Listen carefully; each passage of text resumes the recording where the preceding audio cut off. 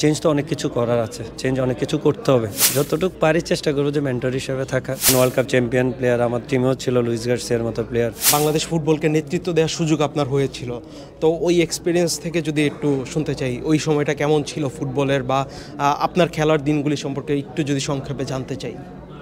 ওই দিনগুলি তো আমাদের আমার জন্য সবচেয়ে ভালো সময় পার করেছি, কারণ হলো দেশের হয়ে খেলা, ফার্স্ট হলো ন্যাশনাল টিমের ফ্ল্যাগ বহন করা, সেকেন্ড হচ্ছে হলো নেতৃত্ব দেওয়া 6-7 বছর লং টাইম খেলা। এটা তো সবাই চায় যে দেশের হয়ে খেলা, দেশের হয়ে খেলতে পারা, দেশের জন্য করা, এটা সবার জন্য সৌভাগ্যের ব্যাপার। ওই সৌভাগ্যের একটা পার্ট আমি হয়েছি, দেশের জন্য কিছু করা।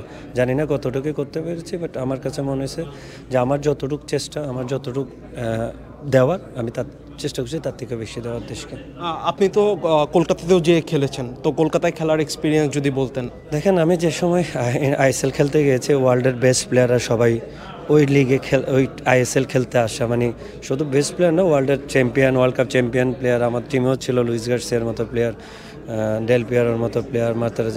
এটা আমি মনে করি যে আমার জন্য একটা বড় একটি সুযোগ ছিল। আসলে আমি সুযোগটা কতটুকু কাজে লাগাতে পেরেছি জানি না, বাট লাগাতে পারলে আমাদের বাংলাদেশের ফুটবলারদের জন্য একটা রাস্তা ওয়ে তৈরি হতো। বাট অনেক সময় আমরা চেষ্টা করলেও পারি না।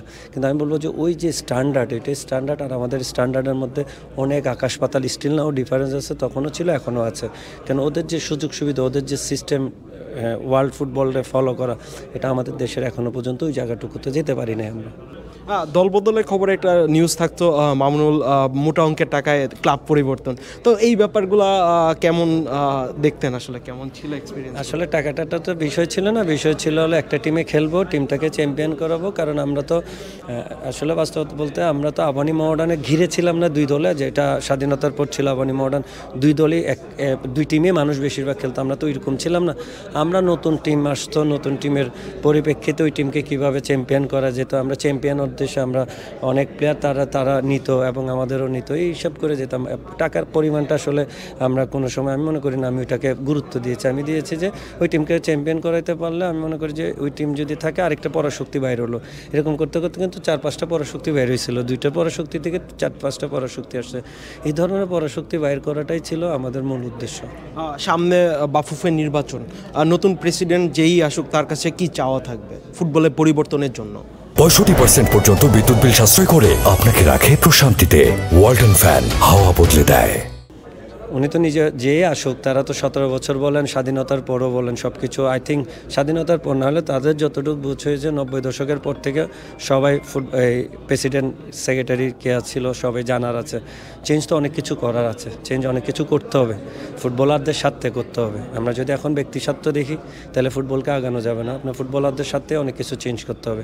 সেটা কিভাবে করতে হয় সেটা আমাদের নিয়ারেস্ট কান্ট্রি, নিয়ারেস্ট দেশগুলিতে আপনি যদি একটু যাচাই বাছাই ঘুরে দেখেন তাহলে আপনি বুঝে যেতে পারবেন কী কী চেঞ্জ করা দরকার।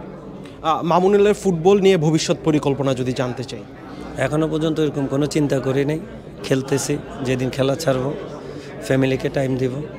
যদি মনে করি যে না ফুটবলে আমাদেরকে দরকার, আমাদেরকে ফুটবলে ইউজ করতে পারবে, আমরা ফুটবলের জন্য কিছু করতে পারবো, ইচ্ছা তো আছে করার জন্য, বাট আমাদের তো স্পেস দিতে হবে।